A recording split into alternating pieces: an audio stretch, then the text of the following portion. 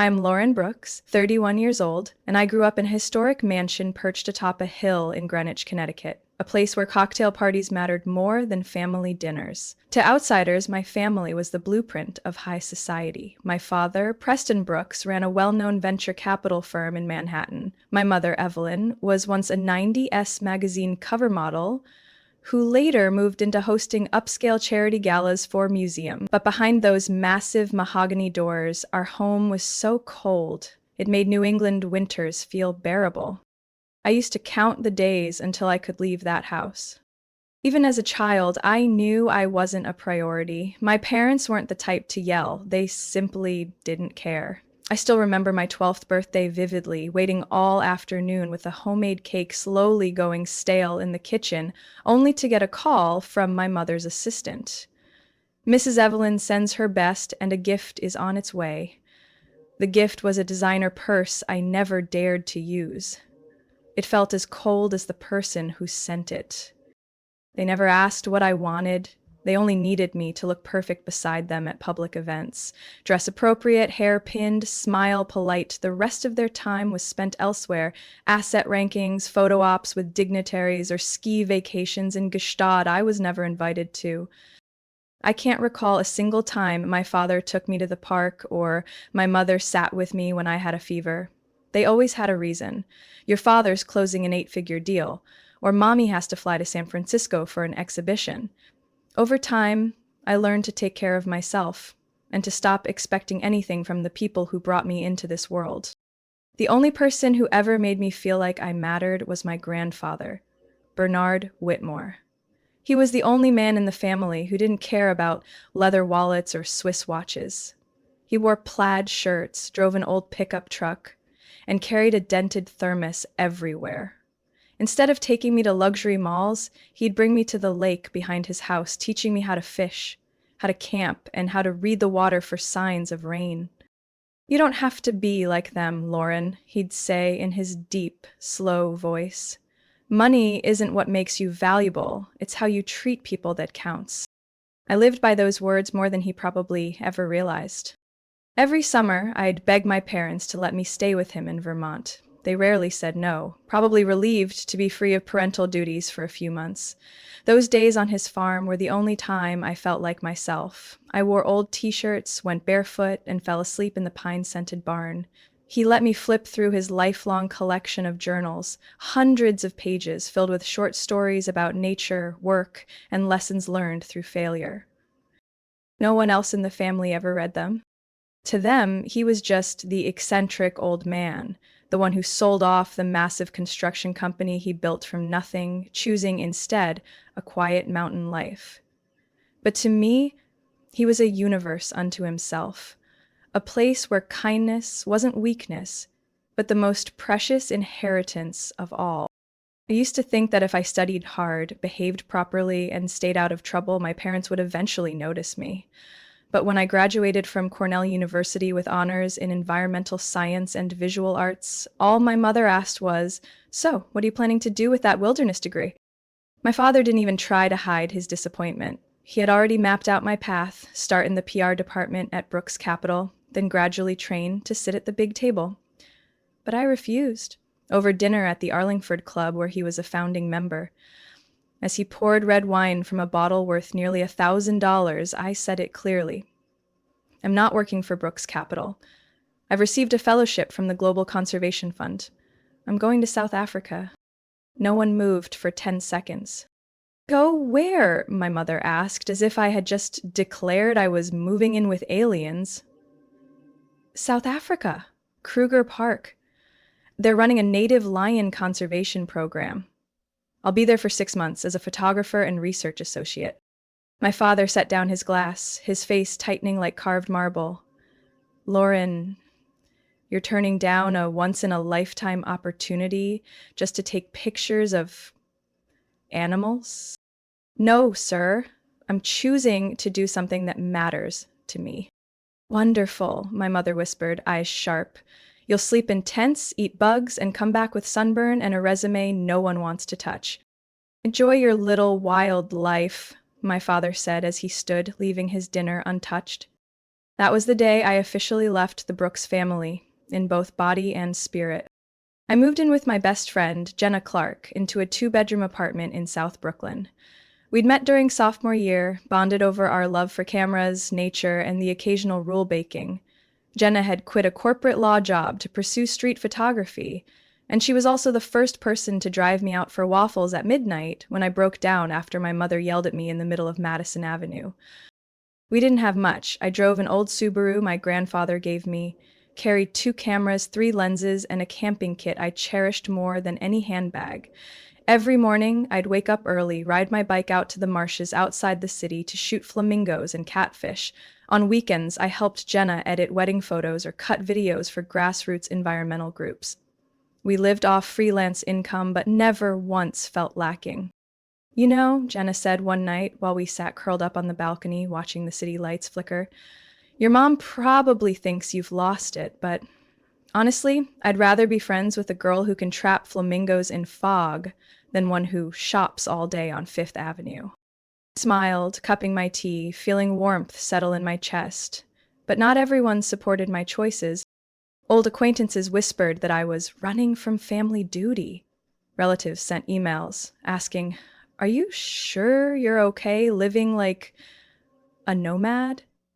My parents ignored me entirely. Until I appeared on an international conservation feature for a photo series documenting endangered elephants in Mozambique.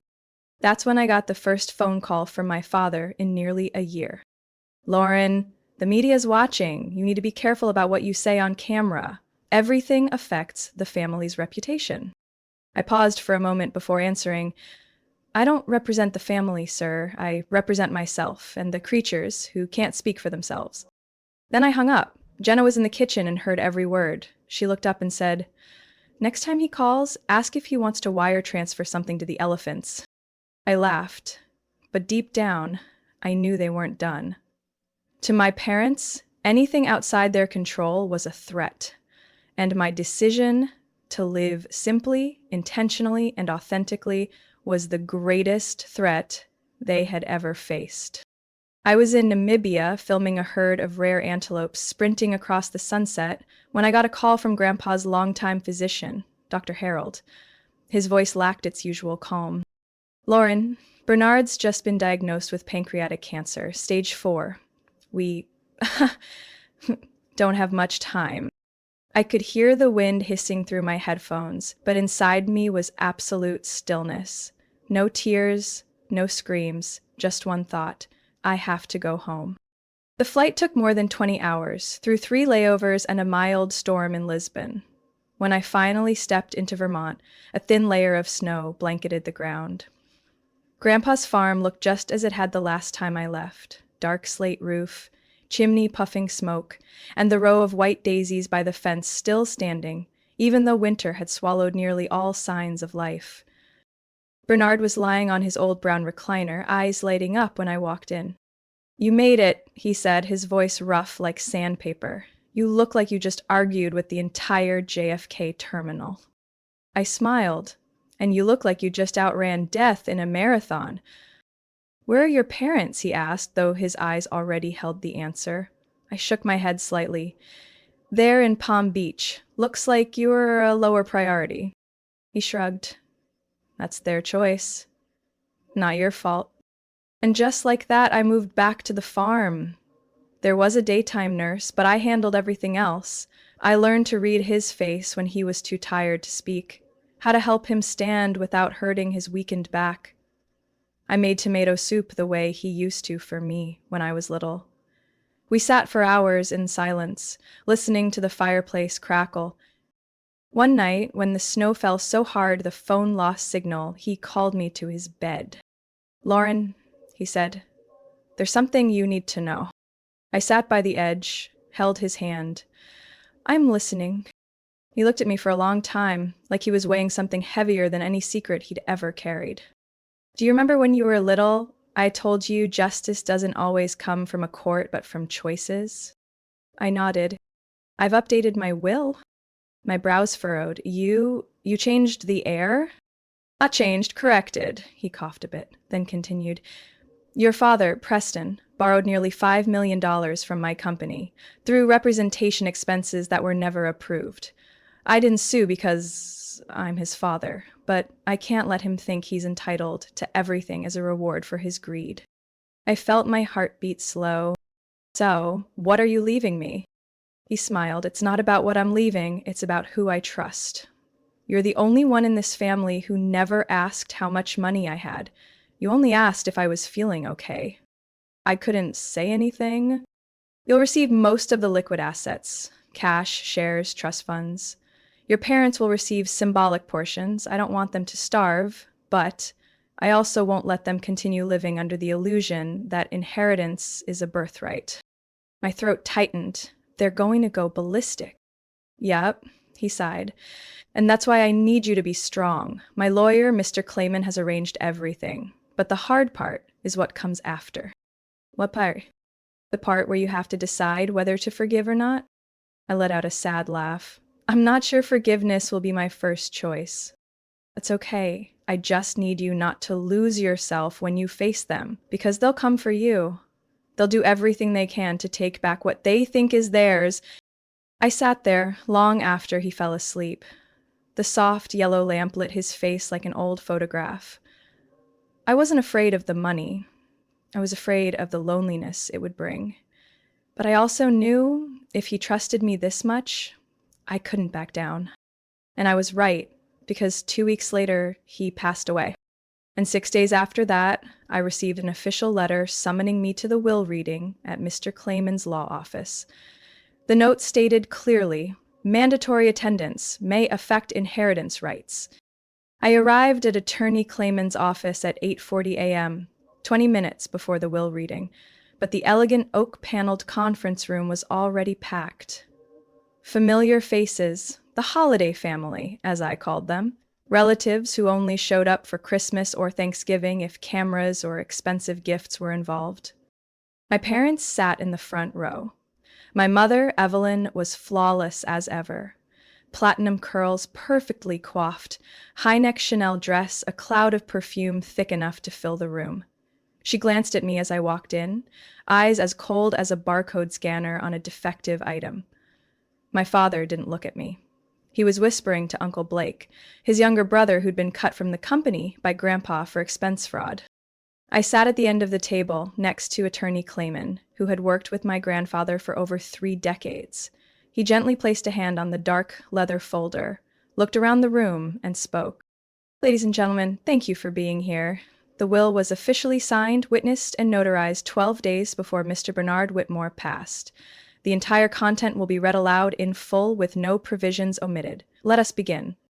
The first parts went as expected. The longtime gardener received $25,000. Grandpa's private physician got a restored vintage car. A portion of antiques was donated to the Vermont State Museum.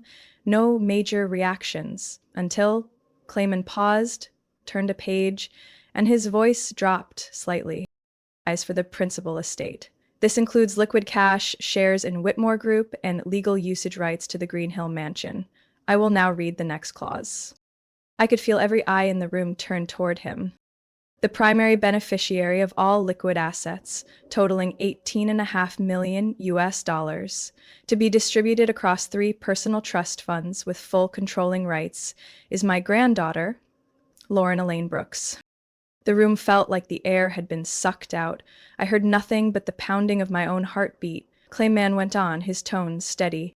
The rationale is detailed in a handwritten letter from Mr. Bernard included with the will, to be delivered privately to Miss Lauren.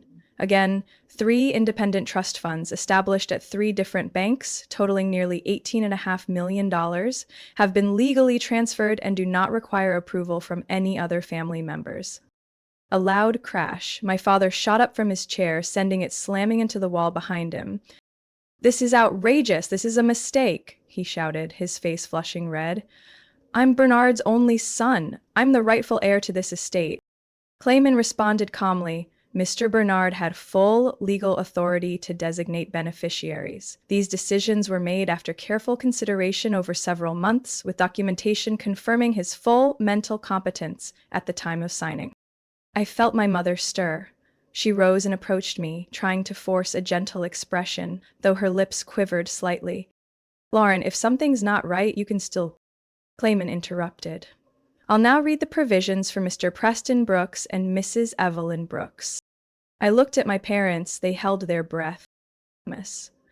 Mr. Bernard leaves the two of you a sum of $120,000 under one condition. The entire physical estate at the Green Hill property, including the main house, guest house, and surrounding land, shall be transferred into a separate asset trust fully controlled by Lauren. You have 30 days to arrange your departure from the premises. My mother nearly collapsed. What? She gasped. That's our home. We've lived there for almost 20 years. No, Clayman replied, still polite but firm. The property was always in Mr. Bernard's name. He permitted your residence free of charge. That arrangement is no longer in effect. My father gripped the chair arm so tightly the veins stood out under his pale skin. This isn't over. I'll sue. Mr. Bernard, anticipate any legal disputes, Clayman said, looking directly at my father as if Bernard himself were in the room. Any attempts to contest the will activate the forfeiture clause. All remaining assets will be frozen and transferred to a legal protection charity. Once again, silence blanketed the room.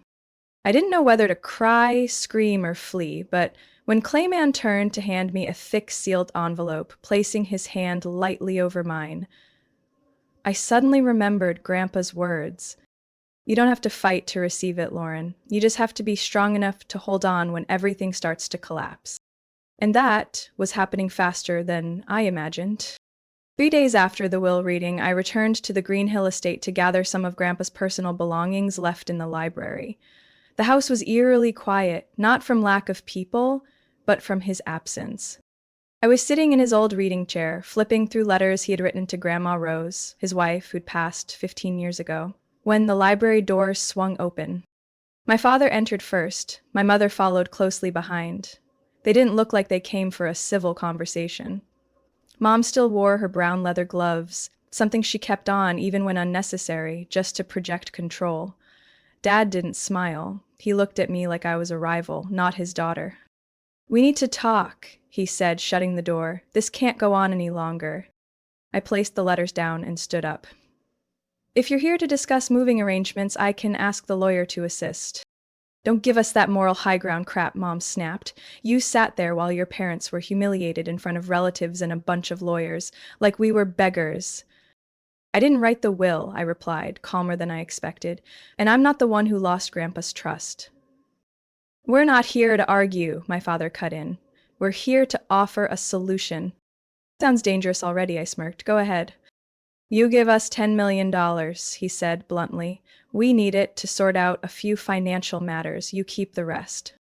That's my inheritance, not a pool to be split up by who needs what.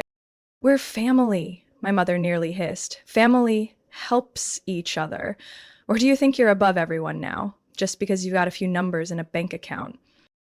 I looked at them for a long time, then said slowly, all I ever wanted was for you to see me as someone who mattered, not just as a wallet. My father moved quickly to the desk, grabbing the sealed envelope Clayman had given me after the will reading. I hadn't opened it yet. I'd wanted to wait for a quieter moment. That moment was gone.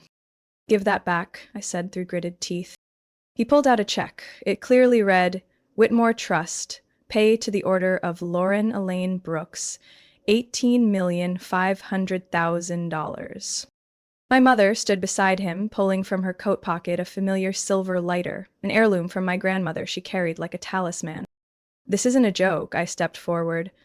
The funds have already been transferred. That check is just symbolic. Everything's already in the accounts. Burning it won't undo anything. And you won't mind if we make this disappear? Mom sneered, lighting the flame.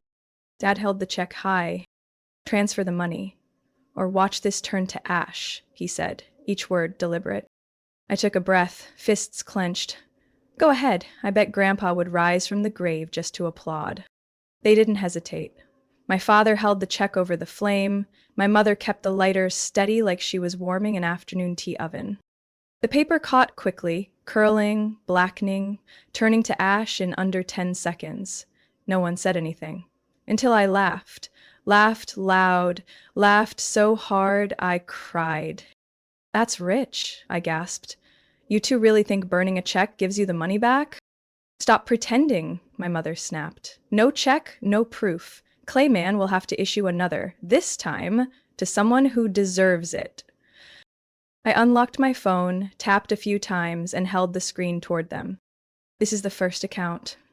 $7.3 million. The other two are being managed by 3 separate financial advisors, all vetted by Clayman. The check you just burned was a ceremonial duplicate, and it had RFID tagging. My father froze. I continued, voices soft as winter wind. "Clayman warned me. If that check is destroyed, the system alerts him immediately. He might be on his way now." Right then, the estate gate bell rang. I glanced at the security feed. A car from Clayman's office was parked in the driveway. A man in a gray coat stepped out with 2 security personnel. I looked my parents straight in the eye. Game's over. My mother turned pale, my father's breath grew short. But for the first time in my life, I wasn't afraid of them. The heavy wooden door clicked sharply as Mr. Clayman entered, followed by 2 security staff in slate blue uniforms bearing the law office's emblem. His face wasn't angry, but his eyes cut like knives. "Mr. Preston, Mrs. Evelyn," he said, voice calm and even, but enough to make my parents snap around as if yanked by an invisible string. "I just received an alert from the RFID system embedded in the inheritance check. The fire sensor was triggered within the past 4 minutes." My father swallowed hard. That check was just paper. It held no legal value. "We were only testing a reaction," my mother cut in, trying to force a polite smile. "We were afraid Lauren might be taken advantage of, so we acted out of concern." "Deliberately attempting to destroy assets governed by a will constitutes legal obstruction," Mr. Clayman interrupted, not even glancing at her. "But unfortunately, that's not the most serious matter." I stood frozen, the air thick and heavy as if time had stopped. But Mr. Clayman pressed on. "Mr. Bernard granted me full emergency authority if any threat arose to the beneficiary or his estate. And he left a sealed file, to be opened only in the event that either of you attempted unauthorized interference with his assets." I saw my father take a small step back. My mother began speaking faster, barely containing panic. "We never intended to interfere. We're family. We just thought Lauren was too young to handle so much." Mr. Clayman opened his leather briefcase and pulled out a thick document folder, clipped inside a red plastic cover labeled "Confidential, not executive only." "Since 2012, he said, Mr. Preston repeatedly withdrew funds exceeding Whitmore Group's operating budget without board approval. The total documented is over $6.8 million, including property in the Bahamas, memberships at 3 elite golf clubs, and personal credit card payments, all filed under representation expenses." My father turned pale. "Those were legitimate. I had verbal approval from my father to draw advances." "Verbal agreements aren't recorded in accounting records," Clayman replied flatly. "Here are the statements, digitally signed, and the withdrawals coincide with periods of Whitmore Group's liquidity crises." My mother tugged at my father's arm, but he shoved her hand away.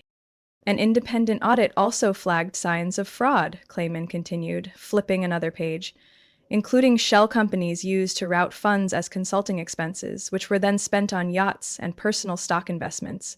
Mr. Bernard knew all of it, but he chose not to expose it because he hoped Mr. Preston would change." I looked at my father. He no longer looked like the powerful man in a gray suit who once terrified me as a child. Now he was a shadow, sinking into his own quicksand. "Oh, so what? Do you want now?" my mother whispered. "I don't represent the criminal prosecution," Clayman replied, his eyes flicking to me, then settling on my father. "But if there is any further attempt to intimidate, threaten, or manipulate Lauren, I will forward this entire file to the state attorney's office." He nodded to the 2 security guards. "Per Clause 42 of the will, I must inform you, you have 12 hours from now to vacate the Green Hill estate. After that point, any unauthorized presence will be subject to legal enforcement." You can't. My mother burst into tears. This is my home. I've lived here over 20 years. No, it was Mr. Bernard's home, Clayman said. And now it belongs to Lauren. Your stay was a courtesy. That courtesy has ended. My father said nothing. He turned away, his eyes never meeting mine. I stood there long after they were gone, the ticking of the antique clock in the living room echoing like a metronome.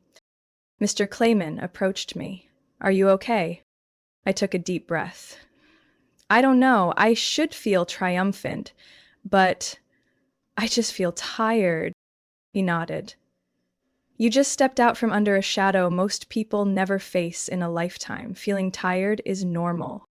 I clenched my hands, staring out the back window, toward the garden where Grandpa once taught me how to grow tomatoes and tell the difference between herbs and weeds. I whispered, more to myself than anyone. Now it's my turn to protect what he left behind. Not just the money, the integrity. I start each morning at Green Hill Estate by drawing open all the tall glass curtains facing east, where sunlight pours through the birch trees into what used to be my grandfather's reading room, now officially the headquarters of the Whitmore Conservation Foundation. The name wasn't chosen at random. It's how I keep a promise to him, to preserve what he believed was worth protecting. Not long after my parents were expelled from the estate, I sat down with Mr. Clayman and the finance team to go over the 3 trust funds. One of them had a special clause written by my grandfather himself. All revenue from the commercial real estate investments in Seattle would be directed toward nonprofit initiatives under my leadership, as long as their mission focused on nature conservation, environmental education, or rural community development. It took me 1 week to absorb it all and another 3 weeks to complete the formal proposal. By the 4th week, the Whitmore Conservation Foundation was officially born, with its own tax ID, bank accounts, website, and a mission statement I typed with the same hands that once photographed elephants on the Kenyan plains. The first person I called was Jenna Clark. She arrived with a bag of homemade waffles and 2 HR binders. I'm ready to quit all the wedding shoots and save the dates, Jenna said, flopping into a chair like she ran the world. As long as I get to do something that actually means something. We started small, supporting a forest restoration study group in Maine, funding an environmental summer camp for students in the Appalachian region, and partnering with a nonprofit in New Hampshire to protect the declining snowy owl population. Green Hill Estate, once a fortress of silent Christmases, became a real place of activity. The main dining room turned into our conference space. The backyard greenhouse was restored to grow herbs and fresh vegetables for team lunches. And my grandfather's library, with its hundreds of journals and field notes, became the heart of our strategy. I also invited a few former colleagues from my time in Africa. One of them was Alex Mason, an American ecologist who once led a giraffe tracking project in Namibia. We used to argue fiercely over using drones to monitor wildlife, but we also survived a 3-day sandstorm together. He accepted the role of scientific advisor without hesitation. I still have that rain jacket I borrowed from you in Okavango, Alex grinned on his first visit. Time to pay it back. I laughed, but something inside me felt unexpectedly warm. The first project I led personally was the Connecticut River Biological Corridor, a region of over 1,200 acres of riverside land at risk of being sold for development. We successfully bid on 3 major parcels and began restoring native forest using red maple and white oak. Each day, I walked through the reclaimed woods with the research team, documenting progress with my camera, then editing images at night for grant reports. On rainy days, with mud soaking my ankles, I still feel alive, truly alive, in a place once filled with silence, money, and impossible expectations. What I didn't expect was that the photos I posted of the regenerating forest caught the attention of the nature photography community. A week later, Nature Lens magazine reached out for an interview, and by the end of the month, we were invited to present at the 47th Northeast Conservation Conference. It was there I unveiled our signature initiative, the Whitmore Fellowship, an annual $250,000 scholarship for environmental biology students from underserved backgrounds. I stood on stage, behind me a slide of Grandpa smiling, with his worn-out notebook in hand, and said, My grandfather used to tell me, "You don't need to stand out, just stand where you believe you're needed." Now it's my turn to pass that on to young people searching for hope in a world that desperately needs it. As I stepped off the stage, Alex caught me in the hallway and whispered, "Mr. Bernard is definitely smiling from above." I nodded, but deep down I knew he hadn't just left me financial legacy. He had handed me a mission, and I was slowly bringing it to life. A new chapter of the Whitmore family was being written, this time in leaves, soil, and things that money can't buy. Just 6 months after Green Hill Estate became the official headquarters of the Whitmore Conservation Foundation, I received a handwritten letter, a rarity in the age of email. It was from my mother. The paper carried the scent of old perfume, the handwriting round and careful like when she used to pen Christmas cards for my father's clients. The letter wasn't long, but clearly deliberate. She wrote that they were undergoing financial restructuring, that they were no longer living in the luxury Back Bay apartment, and were now renting a modest place near Cambridge. She said, "Your father is trying to return to work, but his health isn't what it used to be," and closed with one heartbreaking line. "If you find it in yourself to open your heart again, I believe we can still find common ground." They respond right away. I folded the letter and placed it in the bottom drawer of my desk, beside my grandfather's old field journals on wintering birds. 3 days later, they showed up. No warning, no appointment. I was with Jenna inspecting soil samples at our forest trial site when Evelyn walked in, holding a small box of muffins, something she had never baked in her life. "Can we talk for a minute?" she asked, trying to sound calm, but her hand clutched the bag handle so tightly it turned white. My father trailed behind, his back more hunched, his hair grayer, and his eyes no longer carried that familiar edge of disdain. I brought them into the small guest room, the one I usually reserved for journalists or fundraising partners. No classical music, no candle wax scent, just the wind rustling through the large window panes. "We didn't come to ask for anything," my father said, opening the conversation. "We just wanted to talk. As a family." I said nothing. I just listened. They shared that he was now a teaching assistant at a community college, a modest but steady job. My mother was working as a coordinator at a senior care center, something I could hardly imagine her agreeing to. They didn't mention money or property, just memories of me, Grandpa, and the things they claimed to finally understand. I sat in silence for a long time before I replied, "I don't hate you. I just don't want to live inside the cycle of control and pretense anymore." "We've changed," my mother whispered. "Maybe not enough, but we want to try." I made no promises. I just said, "I'll think about it." After that day, they didn't reach out again, and I knew. This time, it wasn't out of anger. It was because they understood the power dynamic had shifted. Meanwhile, the foundation was thriving.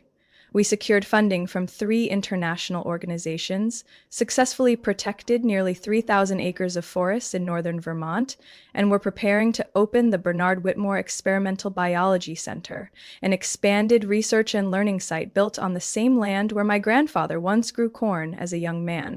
At the project launch, I stood beside someone I never expected to enter my life, like a soft breeze. Dr. Miles Cartwright, an ecology professor from Dartmouth. We met at a rewilding conference where he openly challenged my keynote address in front of the entire hall. But instead of being offended, I found him during the break, and we talked until the lights went out. Our exchanges turned into research collaborations, then late-night calls, impromptu hikes, and long silences filled with quiet understanding. "What do you think your grandfather would say about us turning his old cornfield into an amphibian research center?" Miles asked as we stood in the middle of the construction site. I laughed. He'd probably clear his throat and say, "At least they didn't turn it into a golf course." On opening day, I wore an olive green dress. No designer labels, no jewelry. Just a small pin.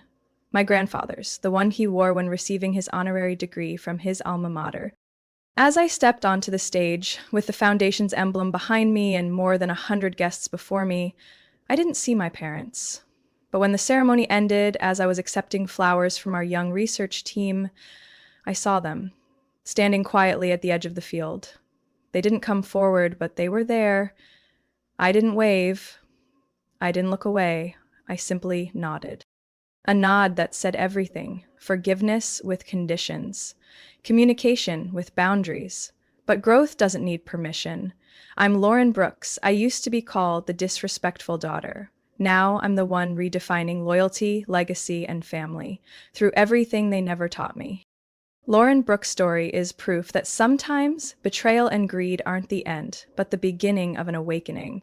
When we release the need for validation from those who never earned it, we begin building a life rooted in our true values.